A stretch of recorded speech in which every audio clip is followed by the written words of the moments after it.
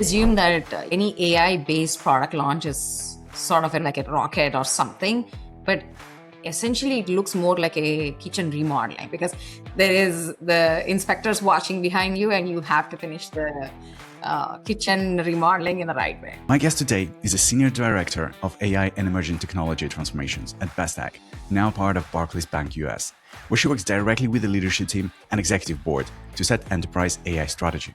Before that, she launched a credit card platform that originated over 300,000 cards in 20 months and pushed underwriting precision up 40% with agentic AI. So please welcome to the studio, Mounika Paruchuri. And the model is only 20% of the output. And the drift that happens once you deliver and the loops that need to be happening to keep in check, we want our people not to tiptoe around. We want them to feel free and fully empowered to go and implement the solutions. We want to make the entire building secure, and we put a front desk and a security guard and a badge system at the front, which is going to be uniform across the floors. Every time an AI challenges me, I have to think higher than the AI. So I went somewhere from 2 weeks to 2 days for a prototype. Now that is a massive unlock, right? The ROI unlock in AI is the problem that people are trying to insert AI into places where it doesn't belong. This is not RPA. This is not robotic process automation. There's an intelligence. So you have to rethink that entire process in terms of an intelligence sitting in it. AI unlocked my productivity. So now I'm spending less time at my computer and I'm enjoying my evenings with my family. And I really hope that's where we lead to. We have to learn, we have to be smarter than the system. AI is pushing a human, whether they want or not, to be smarter than it. Hello, everyone, and welcome to this week's episode of The AI Floor. My guest today is a Senior Director of AI and Emerging Technology Transformations at FinTech, now part of Barclays Bank US, where she works directly with the leadership team and executive board to set enterprise AI strategy. Before that, she launched a credit card platform that originated over 300,000 cards in 20 months and pushed underwriting precision up 40% with agentic AI. She spent 25 years in engineering leadership across fintech, insurance, retail, and telecom. And I'm pretty sure we will have a lot to learn from her today. So please welcome to the studio, Mounika Paruchuri. Hi, Mounika. Hi. So can you give us a little bit of a background about the current work that you do and a bit about the experience that kind of shaped you across the journey? Sure. As you have introduced myself, I am a Senior Director of AI Transformation at FinTech under Barclays. It's called Barclays FinTech now. We're getting used to the term. So I've been with FinTech for 5 years, and before that, I have been working with USA. My career spans about 24 years, and it's been primarily fintech, e-commerce, and payments. And currently, I started on the AI journey along with everybody in 2024. And I found that there was a gap in the company that everybody was doing AI, but there was not a defined way to engage with AI, and there were pockets of innovation happening. So I saw a gap that we need to streamline and put that under strategy, and that's how I started on this role. And currently, I have just finished onboarding Databricks for the company, and we'll talk more about paved pathways as we go. So that's a little bit about me. And you've been basically part of the heavily regulated side of the tech industry as well. So yes, I've been working in the regulated industry for 10 years, and AI just enhanced the need for regulation. So I'm very much involved in the AI governance and guardrails too. Does it make your job a lot harder? Because I know that the more regulations you have in the company regarding AI, the more you have to pay attention to compliance, to the legal, to the risks, because you have like all of the banking data going through your systems. And does that actually stop the innovation because people are more kind of scared to try? Or how do you go about actually allowing for that innovation to happen, even though it's a heavily regulated industry? Very good question. And 100% you're right that the importance of the governance and guardrails has just become higher on the strategy with the AI models in place. So people assume that any AI based product launch is sort of like a rocket or something, but essentially it looks more like a kitchen remodeling for lack of a story, because there is the inspectors watching behind you and you have to finish the kitchen remodeling in the right way. And the model is only 20% of the output, and the drift that happens once you deliver and the loops that need to be happening to keep in check for the drift, the harness, and all of that, which comes under the governance and guardrails, is the most important part. And I want to split those two terms a little bit and talk. Governance is like teaching the people on what to do, what not to do, how you set your pathways, like your seam logging, your activity tracking and all that. But guardrails is more of let's protect beyond the human, because we want our people not to tiptoe around.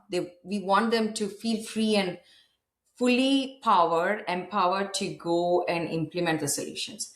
And hence, the guardrails is the most important part that an AI strategy leader is going to be involved with, because once they create those paved pathways that I'm talking about, it's very easy for people to feel secure enough to go implement solutions. And can you talk a bit more about the actual guardrails?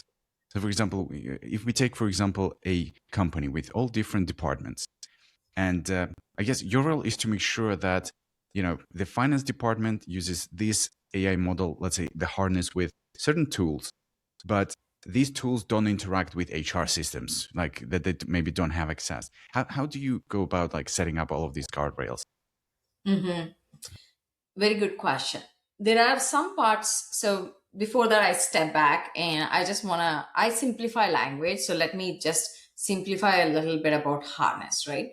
Mhm. What we call harness in AI is essentially an integrated unit testing, your runway testing, and what that would be of older software terminology. So we are constantly evaluating the decisions made by the AI as to be fitting certain criteria. And so, as you aptly described, harness would mean different things in different domains. So, a harness on the business side, example, an underwriting model is also about our proprietary knowledge staying in house and not getting leaked out. Whereas a HR system is more about the PII. I don't want the personal information getting into a model. So it's different aspects of what we want to govern and guardrail against, but there are certain common pathways which we would do. In essential, would we want the PI to go into the model in underwriting? No, that's a common path, right? So to explain to you, the guardrails we define, there are certain layers of common guardrails and harness testing, and there are certain specificated testing and harnesses going for each. So usually we do this using gateways. So whatever platform you pick up, we have to have the guardrails, which is the gateways by which we protect them. And hence I separated that from governance. Governance is also a lot about auditing, the SOC compliance, the NIST AMF now, that's AI. We are still getting used to it.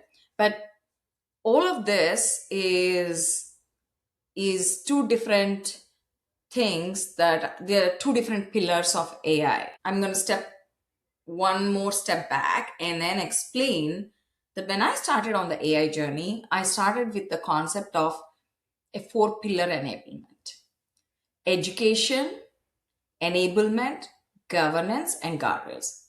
And why is this important, right? I want to tell the story of a front desk. This is how I explained it to my team several times. And I think this is a beautiful analogy to make it simple enough. There is a building, you need security. Are we going to implement security per floor of the building? And everybody gets to determine their own security? Or do we want to make the entire building secure and we put a front desk and a security guard and a badge system at the front, which is going to be uniform across the floors? Now, Mhm. just compare these two things. If you are enabling it per floor, yeah, there might be advantages, but one of the floors has a badge system, one of the floor is just manual. They're gonna just look at the person and allow them in, and another is gonna be a QR code. So Mhm. every system is different. Now, imagine the confusion for somebody who is an auditor entering the building and trying to understand, okay, what is going on for security here? Now imagine this one where we have a paved pathway that I talk about, which is the central desk, and they are allowing people into the building right at the door, not after. Mhm. So people don't have to figure out to go to each floor and figure out where they are going, what they need to do. They're gonna just walk in, they're gonna just keep going, and they know what they should do, they should not do, where they're allowed, and all of that. And that auditor is gonna be a very happy person. He knows exactly what's going on. Same for companies. And it may sound very simple in comparing this analogy, but you understand that if there is no central behavior, central education, central enablement, and the governance and guardrails, the confusion that comes after is going to be massive. And then you have to pull brakes, stop things, go back, reconfigure, and then enter. Mhm. So that's how I would explain the AI strategy overall, too. I love simple. Like whenever I go to explain something to like some of my employees, also like the first job is to create a picture that's going to be simple to understand. Because I think in reality, when it's the only way to show like when you really understand the topic, you should be able to put it into simplistic terms for other people to kind of start the basic neural connections, before building up on top of it. And I know in the US right now there is a huge kind of battle between, do we use open source, do we and host it locally inside us, or do we use one of those like Anthropic's, OpenAI, like one of those models for the company, or we have all of these Chinese models coming up and they're like cheaper, quite powerful. Do we use them? How do you make the decision, like maybe like financial, like token economics, but then security wise, convenience? Do you think the future is open source, or do you think Anthropics and open AIs have their place within like enterprise world in the future as well? I think the models are not the issue. Okay. Mm. And what you're asking is absolutely correct. But I don't think the answer is a straightforward this or that. Why? I am a strong believer that one size never fits all, even in software. We cannot build one solution that is gonna be uniform across. And I've seen many projects fail with that analogy, because here it might be just one step on and off, but here it might need four steps, which is gonna be first get in, check the plug, and then maybe you need to see if there is a dimmer there or something like that. So it's never going to be one size that fits all ever. And why am I again saying a story here is that the model we use really depends on the use case. Mhm. I am putting in a solution which is going to answer my help desk with an AI query, right? Somebody wants to not click four pages and just get to an answer. Do I really need to use the most secure model that I'm gonna host in my environment and all of that? No, I can just use an open source model and then feed a document and let the RAG search happen. Now, on the other side, the underwriting, that's absolutely proprietary information, which I don't want leaked even anywhere in the cloud. So, am I just going to put it in an open source model? No, never. It's going to kill the business. No. So, what are we going to do? We're going to deploy models within our VPC, most secure, private linked, everything hosted by us, and make sure absolutely everything sits in my network under security and everything is encrypted in and out. This is getting a little technical, but you get the point that will Claude be the answer? Will will these wars do us harm than good? Well, it doesn't matter in that sense, because if you build the systems right and if you can plug in a model in and out easily, right? Because to me, 80% of the industry is not training models unless there is a specific need and there is a specific model. You're training the model on absolutely the data right from the scratch, right? That's Mhm. only 20% of the use cases. 80% of the use cases are prompt based, fine tuning a model to work with the data, and that doesn't need so much elaborate thinking process on which model to pick, right? You can, as long as you know how to swap, you can always do it. In the olden days we called it refactor. I think it's still called a refactor now with AI. You just refactor to a new model. It's Mhm. not that we have to worry so much about it. And do you feel like a lot of difference between like when switching models? Like, is there a real felt difference? For example, if like on personal levels, obviously it's probably a bit different when you had Opus 4.8, for example, and you tried to do some jobs with that, and then Fable 5 came out, and then you tried Fable 5 for a couple of days. Then you found it really hard to go back to Opus 4.8 because you've kind of felt that, you know, relaxation when you can really trust the model to do a lot of work correctly. Like, do you feel that happening when like you switch models within the company as well, within functions? Or is it all about like token economics? So it's like good enough across the layer. Let's just push it. Yep, you are touching the core. You're running a business at the end of the day, right? Yeah. A human picking a model and interacting with it is going to be very different from an enterprise looking at a model and trying to run it in a production system. Hmm. You absolutely are right in what you touched on the point of unit economics. Is is there a need for me to pick up a new model? Yeah, there is rapid improvement, but that's what the harness and the looping is about, right? We have built it and baked it into the system right from the start. We always are evaluating the model to be meeting all the criteria, and there's a human checking it, right? So as long as that's doing good, there can be prototyping happening on the new models and check if that output is worth switching the older model and the unit economics. So you're absolutely right, Shamal, but I think a personal productivity and a personal model usage is going to be very different from Hmm. an model deployed into a production system and the unit economics of it. We are not just going to switch models every day. Hmm.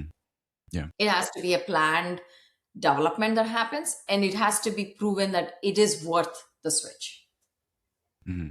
And when thinking long term, for example, within software engineering, right now we're probably like when we go to level Fable 5, right now I'm asking myself the question is like, okay, this is sufficiently good. Do we need Fable 6, Fable 7? Probably not. It's already doing a fairly good job. So like when we look at all of these models and like how they're developing, I think right now is pretty much the time where we already found models that do 90% of all of the job really well. It's like, so we don't really need to kind of push for those other like more advanced models. Or maybe I'm mistaken. Maybe because I think we're just waiting for the existing ones that make everything run and work to for those prices to kind of slowly go down, uh, so we can start getting more benefits. Or do you think that we'll constantly be chasing those like, oh, more powerful model? it needs less guardrails. Let's switch to that, and then switch to that every year. How do you plan for that in long term? I look at it like a human learning a system. Mm, So in AI, getting a little bit into the technical knowledge, is supervised learning, unsupervised learning, and all of this terminology, right? The models are learning from themselves, and I think that it is just like a human. A human will become stagnant if they're not learning something new or challenging themselves more. And I envision a time when AI is going to correct it itself in thinking time. So previously, when we did software, it was a mhm, static part. We would generate code, it would run in the system, and you know exactly how much time it would take from from the start to finish. You could measure in milliseconds of how much this process is going to take to get a response. You cannot do it anymore in AI. And an AI model is always now, it's almost trying to replace a little bit of that human knowledge of how can I keep improving myself? How am I going to mhm. learn better? So, yes, we do need improved models that are going to learn on top of themselves, right? And if they become stagnant, we become stagnant as humans too, because every time an AI challenges me, I have to think higher than the AI. And where is all this learning coming from, right? It's from a human. We are supervising the systems and we are saying this answer is good, this answer is not good, go do this, redo this again because this is not the right way. And it's taking all that feedback and it's relearning itself, right? The Mhm. intelligence is learning. So of course we're going to need better models and it's going to be an evolution that happens. But I also think that that evolution is forcing every human to be higher than that next evolution that's happening in the system. So Yeah. I think this is a continuous process that's going to happen. So it's never going to stop, huh? We're going to have to keep learning and learning to live with more and more powerful models. Yeah. And from your experience, within when AI just came into play, like everybody was panicking, like AI is gonna do everything for everyone, and then we sort of realized, okay, maybe not everything for everyone. It's good at certain points. It's not very good at others.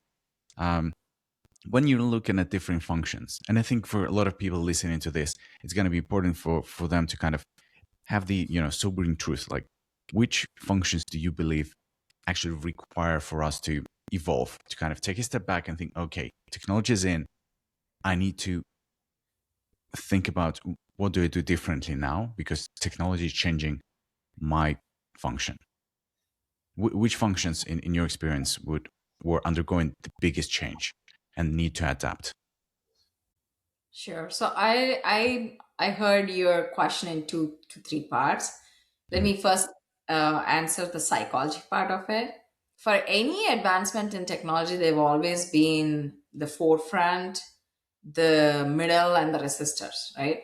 mhm, So when AI came out, people were like, okay, this is just another autocomplete, right? yeah. Or this is not going to change my entire world, right? So there was somewhere between this is a chatbot versus a science fiction. That's a psychology because it depends on where you are in that range. How do we get to the second part of the question? So now people are okay interested. So now they have to rapidly learn and understand how to use AI.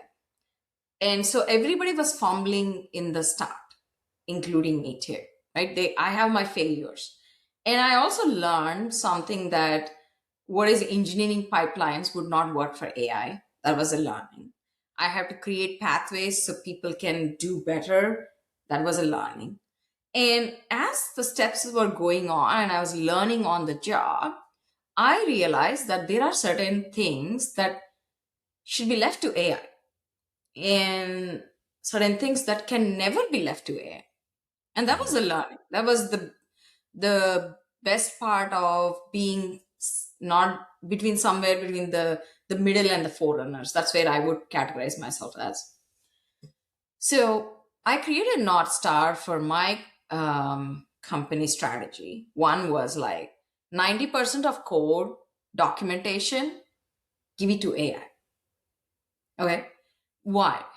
Because it's already recorded. It's a concrete data, right? Now this Examples. comes to data. Yes, it's Hmm. concrete data because it can read code. It knows exactly what it is. It can produce 90% to 100% of the documentation with accuracy. We don't need to go and recheck it. It's coming from concrete human data. Hmm. Now, the second directive I gave them is testing. We again, there is concrete data, there is concrete code, there is concrete everything. Should we be spending writing test cases, or should we be telling what we are testing? Right? Previously, um, I used to have my developers spend so much of time on code quality and all of that. I outsourced it to the AI because, again, it comes down to what is the concrete data you're going off and how much of the drift is possible. It's testing of code that's already in. It's gonna, AI is even gonna find you the outliers that probably the humans didn't think because they were already in the code and already in the context. They cannot switch the context enough. There you go. 80% to 70% of testing is all by AI. And now coding, that is again, so you see the theme there that's happening. Hmm. Anything that's coming from concrete data is always going to get you the best results. If there is data that is need to be judged, need to be put through a transformer model or a visual model that is going to translate it, extract the information and get out, we need a human there to check if that's the right judgment that's happening. We're not going to Hmm. there is hardness. We're not going to do on everyone, but you get the point that we're going to judge the quality. So to answer your second part of the question is, where would I do AI is where I know that there is quality of data, concrete data, and a result from that. So we are not trying to replace a human judgment and intelligence, Hmm. but we are trying to make it easy for human to go about doing the right judgment and intelligence and use their um, capabilities for better outcomes rather than um, the mundane and the automation, right? Is that why all of the companies are running around with like data? We need to prepare our data, standardize it, put it from paper to scanned copies, OCR, structured data. And I guess that Yeah. kind of brings us to the Databricks that you've mentioned at the start as one of the like latest initiatives that you've run. Can you tell us a little bit about that, about like thinking behind it, why, and also Yeah. how was your experience actually integrating? Databricks has evolved into being a leader platform for AI, and I recognize that because of the automatic enablement of various AI features and models, and it sort of creates the paved pathway that I was talking about. So in the industry right now, there are cloud providers, and of course, we use Amazon a lot, and we use Bedrock guardrails and Mhm. pathways. And but then I also started to put Databricks, and there is Snowflake Cortex, Snowflake AI Intelligence, and all. But all of these tools, right? I'm not just going to talk about Databricks, but I'm just going to talk about the tools in general. What do they bring to the table? They sort of make the prototyping faster. And here I want to introduce two metrics called cost to value and cost to market. And I started using these metrics about a year ago. Why? Is because a prototype takes some time to develop, okay? And that is the cost to value. And cost to market is now that prototype, when deployed in production at a production grade scale and the unit economics of token maxing, right? So, how does that scale? So, I had to create two metrics for myself on judging whether a product that is a prototype. So first prove it. Don't Mhm. build an entire engineering pipeline for a POC. So Databricks enabled that faster for me. There is features in the Amazon Bedrock and Q. Now Amazon has come up with Q, which makes it easier. Mhm. But we wanted to deploy a lot of data science models in-house, and Databricks made it easy for us. So hence we chose Databricks. It took away the hard work of setting up pipelines and the CI/CD pipelines and a lot of stuff just to prototype an idea. So I went Mhm. somewhere from 2 weeks to 2 days for a prototype. Now that is a massive unlock, right? So and hence that. But also it also created paved pathways of governance and guardrails. Now I created entire guidance documents on how people can just come in, prototype, just do this step 1, 2, 3, 4, and then now you tell me how is this unit economics going to work in production. Let's measure against this 1, 2, 3, 4, and Mhm. now let's talk about how is this looping going to happen, because AI development is never done. AI is a constant loop. You always put a prompt in, check the harness, loop it back, check your quality. So this is a constant loop. So how are we going to loop this? And these are the steps that you're going to provide on the quality of it. And now let's talk as a team whether this prototype that you have done makes sense to exist in production. So that went from somewhere being 2 weeks to get a pipeline in, 1 more week for development of prototype, so 3 weeks, and then unit economics, decision making, which is another 2 to 3 weeks with the harness, the looping, and all that. Mhm. So we cut down project time from 3 months to a month. And hence, it made every bit of common sense. It made so much sense to just deploy Databricks as our platform. Mhm. But Databricks is a leading one, but it's not the only one. And I want to enhance this to all the leaders is that it's not just the tool, but it's the strategy behind. So what are you looking at is how easy can your teams do a prototype? What is Mhm. your cost to value? And then your market to value is how easy can they understand what they need to do in order to set up the harness, your gateways, your guardrails, governance, and now also loop back into a human judgment. And now you have production pathways, paved pathways to production for AI. And from that, I have two further questions. Like one, let's go with the human quality gate when we have like after loop completes. Like in maturity, how does that usually look like? Do you have like a predetermined like document that should be generated in response, or an I don't know a file or a piece of software, and then somebody sits down, checks it. If it's still as good as it should be, continue. And how often do you do the quality checks? So the this is going to be again part of every kind of project. I'll give you an example of, say, a rag bot, not a Hmm. chatbot, a rag bot that I was talking about, the help desk. That is going to be user feedback. So there can be you can put in buttons or something on the UI that you build and let users tell you they like or don't like. Okay, Hmm. simple.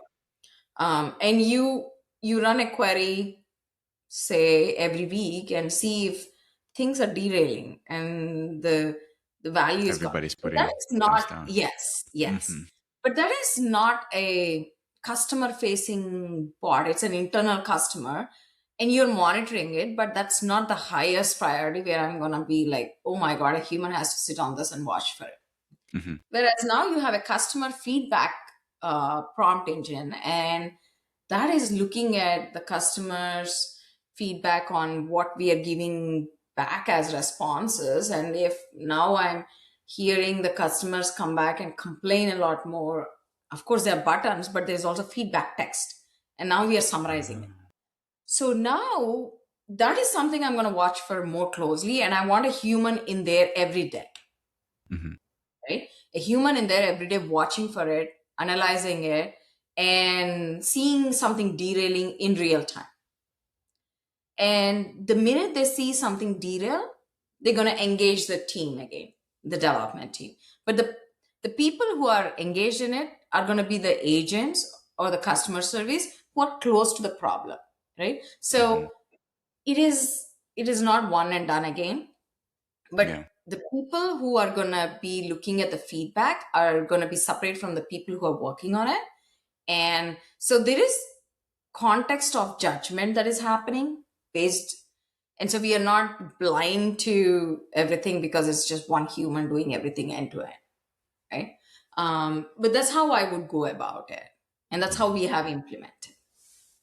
And I think a lot of people will remember, like back in the very very early days of ChatGPT, you would usually get two variations of the same answer to you, and then it would ask you like, please pick which one do you like better. Like, do you like this response? And I've just checked in Claude, and it still has at the bottom of every response, good response, bad response. And I guess these are the triggers that they used to kind of see, like, is the new model performing better? Whereas, Yes, like, based on how what yes, people say, okay, yes. I think that's going to be easier for people to relate, like once they Yes, look at. that is the essential part of going back to your question of why we would be evolving models is they're going to Mhm. collect all the data and then going to improve it. The same as what we are doing for our enterprise projects. We're collecting the data. We are also monitoring the kind of emotion the customer is putting in the chat, and now Mhm. we are recalibrating what our answers are and what it has to be happening in that situation, right? The prompt is going to be enhanced Mhm. to reflect that. um, and so that's the looping we're talking about. Another topic uh, related to this. You've mentioned that like previously we had 2 weeks to prototype, and now we do it in 2 days.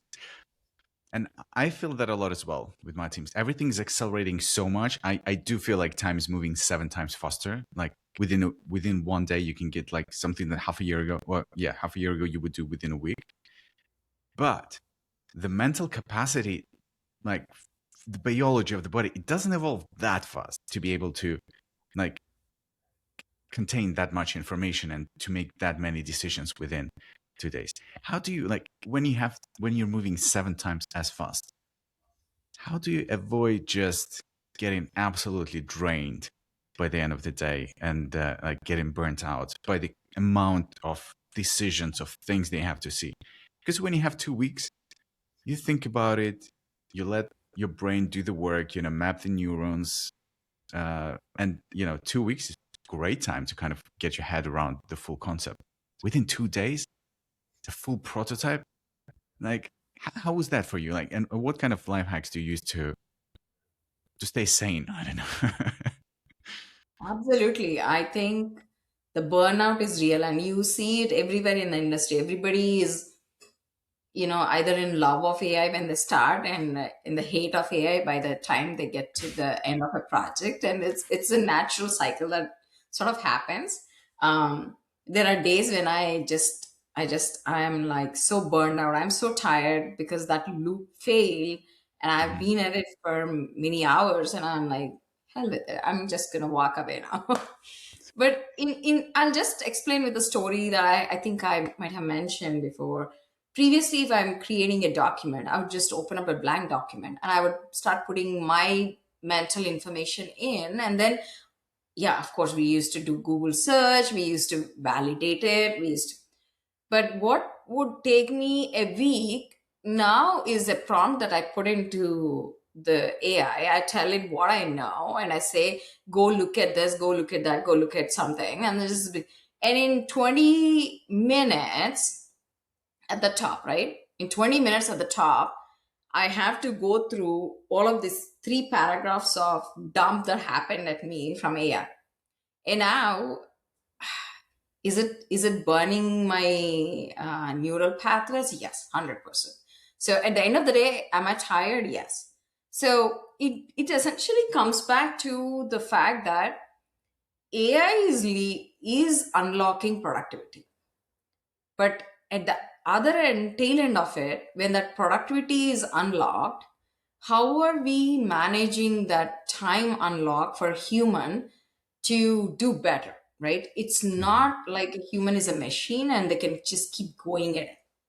So now the fact that we have to step away and do more of physical activities or things that are going to take away your exhaustion by doing Mhm. something else is going to be way more important than before it. And I think that should be the human story we write is AI unlocked my productivity, so now I'm spending less time at my computer and I'm enjoying my evenings with my family. And I really hope that's where we lead to, instead of, okay, AI has replaced 20% of the workforce, and I just need, this 80% of the people to do the job now. That's Mhm. probably not the best way to write our history.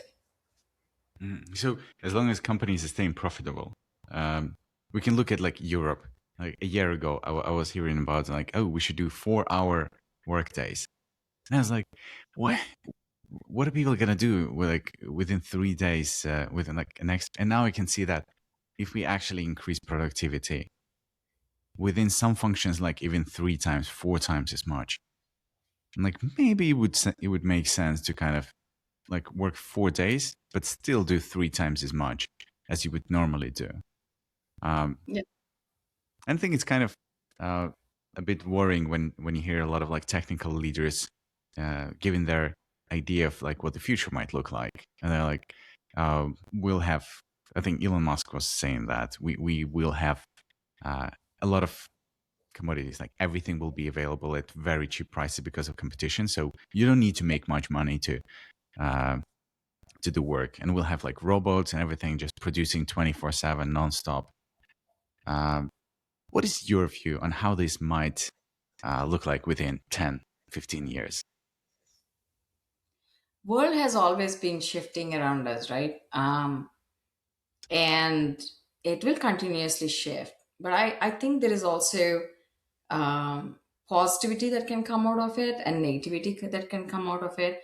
What we identify with and what we want to do about it is what matters. So if I'm the leader and I have 6 people on working on a project, and they're able to do that work in 4 hours, the next 4 hours I'm going to ask them to do something creative, something they want Mhm. to do, something they are going to do because they love it. And this could be a bigger unlock for the companies and for the projects, right? I wanted to talk about 10% projects. When I worked at Mhm. Southwest Airlines, I loved the culture, and there was something called 10% projects. Mhm. So 10% of the time, people can do whatever they want, even in that day. And I had a colleague who was building airplanes in his garage, and he would use that 10% time to build. Yeah. And I had That must another have been a colleague big garage. who was doing some sort of tweaking on plumbing. Okay. So I have never seen any company embrace like that, and that's why you have so much raving for Southwest Airlines. But you Mhm. see how they are doing innovative, creative work, which actually makes them better at their job. It's very Mhm. hard to measure that sort of productivity. So when I took that to my team and I started giving them, you can do whatever you want for 10%. Of course, I told them not to stick to software and not Yeah. about garages and airplanes. But they produced some amazing results. I Mhm. had somebody who had automated the entire selenium testing, and I'm talking 5 years ago. It's not pre AI. I had somebody who solved how to help the internal customers look up information which was in multiple systems. Mhm. So what I'm trying to get to is what Elon Musk and everybody is talking about is there is a good part of the story also is that the automation is going to get better and the mundane things are going to be done better. So now a human is unlocked in terms of time and energy and to do more creative work. We are going to just keep innovating because that's what humans do. Mhm. When, if you have a paycheck and you have time and now all you have to do is do something to keep yourself Yeah. happy, oh, we're going to unlock so much, So you right? think we'll have a So lot more hackathons, basically? 100%. The jobs are going to get very interesting, right? I know it won't apply to every industry. That's not the same for Call maybe center a employees. shop or a call center or something. But you get the point that as much as innovation is happening, the story can be two ways. One is negative and the other is positive. So we as leaders, what do we want to enhance? What do we want to put our time and energy into is going to decide the better part of the story. Mm. So we should try aiming for utopia version, for the good one, rather than reading all the dystopian. And let's say that a lot of people are still working, and right now it's sort of like uncertain time. A lot more people are starting to understand what AI really is and how it works. What if somebody's in their job right now and they get their manager, CEO, or anyone saying like, we need to, like, everybody's adopting AI and getting all this like 3 times more productivity. We've heard the podcast with Mounika, and she says that everybody should prototype within 2 days and deliver product within a month. We want that at our company too. Show me some ROI. What would you Mhm. advise to those like people in the position of responsibility when they have teams and they have to deliver on that? You've mentioned the 4 pillars. Maybe Mhm. there is some extra to kind of fight the resistance. Maybe promote like AI months within company, or what else can people be trying to do to? The ROI unlock in AI is the problem that people are trying to insert AI into places where it doesn't belong. Okay. To me, there is huge unlock. And I want to explain this again with another story. Um, from the past, when Steve Jobs was first creating a hard disk for the Apple. He assigned a few designers to go and check on how to make it better and make it simple. And they were working off a huge prototype, huge document, which is like 30 pages. And they designed a solution which was 5 steps, and they were so proud of what they did, and they walked up to the meeting and he listened to them for 15 minutes and he said, so no, we are not going to do this. And he went to the board and he drew a box and he said, I want something where people can pull this onto this box and they're done. You see what the strategy is going on. He was not trying to take something that's as it is and Mhm. reduce. You have to rethink. So why is the ROI unlock so hard in AI? Is people just want to take AI and insert it into something that's already complex. Yeah. It's not going to work that way. We have to rethink that entire project, the entire process, the steps in terms of AI. Because Mhm. if there was a human who was looking at a call center feedback and then just saying yes, no, or something like that, maybe you can still insert it, but there might be complicated steps where you need to redo an entire process and do the mapping first before you ever build it in AI. And hence that unlock is very hard for many, many, many people. That's what is Mhm. happening in the industry. And Yeah, to any CEO that I'm going to walk into right now, the biggest unlock of ROI is protecting yourself against cybersecurity. Oh Because yeah, that let's talk is, about that. I think. yes, because there is a lot of like, with Fable and everything, there is a lot of chance that your systems are going to get attacked. And that is an easy ROI I can sell to any CEO. Hey, we need to protect our systems, so let's go and build these models that are checking in. We have to build better firewalls, we have to build better bot detection systems, and all of that. Now that is an easy ROI. But if we are trying to insert AI in some sort of system and make it an automated system and reduce the burden, this is not RPA. This is not robotic process automation. There is an intelligence. So you have to rethink that entire process in terms of an intelligence sitting in it. Mhm. And that is the thing that people are just now wrapping their head into. Mm. That's my Because answer. I'm going through like a year ago we've got ISO 2701 certification, and right now we're going through SOC 2. And when talking to a lot of auditors, I'm asking them about all these things like, okay, so we have an open AI model just break into a hugging face and just just like doesn't make sense. We're trying to protect here against something that like could just look at the system, see all the 20 loopholes, and then just inject itself. Like, is the whole security space going to like do an evolution into something completely different? We Because I have don't have to. an answer for that. I'm like, how is that gonna look like? Maybe No, you have some like guidance. I don't have an answer to, because how far deep are you going to look into your cybersecurity? Because I might be using some vendor who is Mhm. using another vendor, and the vulnerability sits in their code or their system. How deep do you go?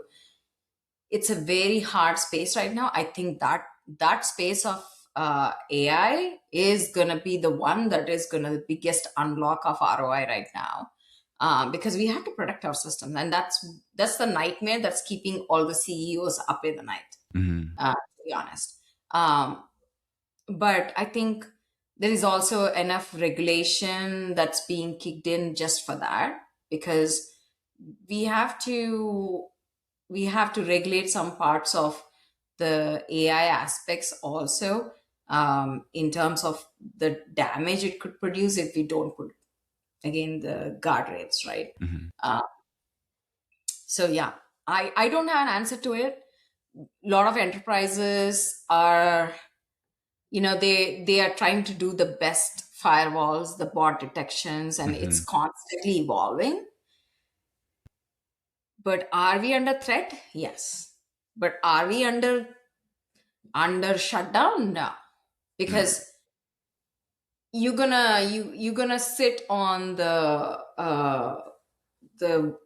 the vulnerability and the legal languages that are provided by your vendors, and it's, yeah, it's he did and she did kind of situation, but that's what it is right now. Because to me, sometimes it seems like we're almost like 15 years ago. Like everybody was hosting mostly on prem. We didn't have as much like cloud compute. Then everybody just switched to cloud computing, and now I feel like I'm seeing more and more people start talking about hosting things on prem. With a new initiative from I think OpenAI and like or Anthropic, and about like forward deploying engineers within companies. And that all to me, like you wouldn't need forward deployed engineers if you're not planning to do something on prem. Like you can just work for them remotely. So it seems like everybody is leaning towards, people will have their own like AI hubs. In the data center, you would have like separate rooms and everything. Just do you think that is kind of the world we're going towards, and people should start already thinking about like where they're going to host all of those services, the models, and uh, getting people to live, next to the kill switch at all times?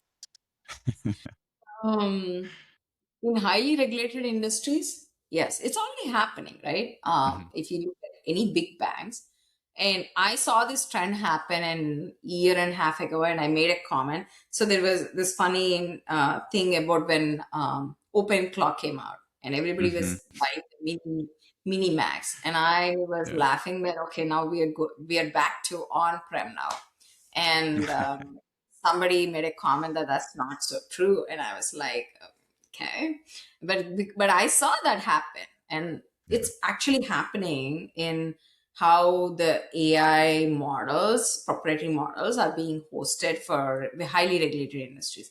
And I just mentioned that even our proprietary models are cut away from access for anybody, Hmm. even though they are on cloud, they are on our prem or on our VPC, on our premises, and all of that. Big banks have big pockets. Yeah. They can deploy and total data centers, right? And and so I agree with you that that's the trend that's going to happen is people would want more control, Hmm. and if they're developing proprietary models, which is from scratch model training, supervised learning or unsupervised learning, they would not want that to be exposed. So pretty much on-prem is going to happen, but it might not be on-prem as in physical hardware Hmm. where that's a funny story. The first job I stepped on something and pulled out a whole server for my startup. Okay. Uh, we're not going to that. We are definitely doing some sort of a mix between cloud hosted systems, but they would be in your control, in your proprietary, shell, and sort of secure from external hacks and attacks. That's what we're going. So I think that kind of goes to what you were saying about buildings. You either put one good security on top of the whole building, and that Yeah, I think what Amazon is doing, like they're just taking a very good security and putting it at the door, so everybody doesn't have to worry about yeah. like how do I secure something myself. That's Um, how Amazon was, even with cloud, right? Forget AI, even with mhm. cloud. That's what Amazon was very good at, is this sort of security that goes into every bit of information that's encrypted in and out. Most of the cloud providers. And as a final touch, anything that you want to kind of advise all of the listeners to, like, what should they be doing in order to make sure that they secure a good understanding and a good place in the future that is about that is getting built right now. Humans are going to evolve with technology. So we were I think for our generation to, if I start talking about steam engines and electricity, it would not make sense. So we are talking about going away from retail to online e-commerce or something like this, right? Mhm. The internet. So that is more relatable. So if you were somebody in 2000 looking at this, and if you are in 2025 looking at AI, the pace is even more higher in the current year or 25, Mhm. 26. The pace in 2000 was a little softer. You had time to react. And why I mention that is we have to evolve as humans. I know there is resistors that they're gonna see at all the negativity that's coming out of AI and say, yeah, it's just another autocomplete. It's reading off the data. It can only produce what another human being has already documented. So how is that any different? But also there are people who are like, I'm going to do everything and anything in AI. So in between is there's a huge range, and for most of people, I would want them to be somewhere in that range leading towards the front, because this is going to be altering our lives, and getting into the bandwagon and understanding what it can do for us and what it cannot do for us is going to be a very wise learning. to stay current in the industry. And it is not about an age factor. And I sense, I have heard this a lot, that the younger folk are better because they're coming with the learning of AI and they can understand everything faster, and the seniors are now the in the resistor category, and they no, that's so untrue. It really depends on how well a person can learn and how dynamic they are about change. That Mhm. it what it essentially boils down to. Because change, it has always been the constant thing in our lives, and we always, our neural pathways are always built against that. We don't Sure. want change, but the change is the constant thing that's happening. So on that spectrum, I would advise people to be somewhere towards the leading part, so they can be ahead and understand where they are going to be at a disadvantage with an AI product or AI enhancement or anything to do with AI coming into their lives, versus where they're going to be at an advantage. So we all have to learn it, just like how we learn how to work with computers. Mhm. So that's my advice: is don't resist, but you don't have to be the forerunner and put everything in AI.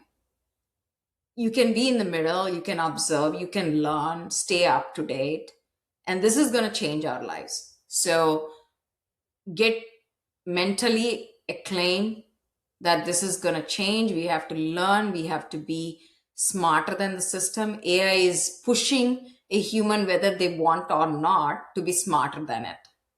Mhm. Yeah, so it's coming.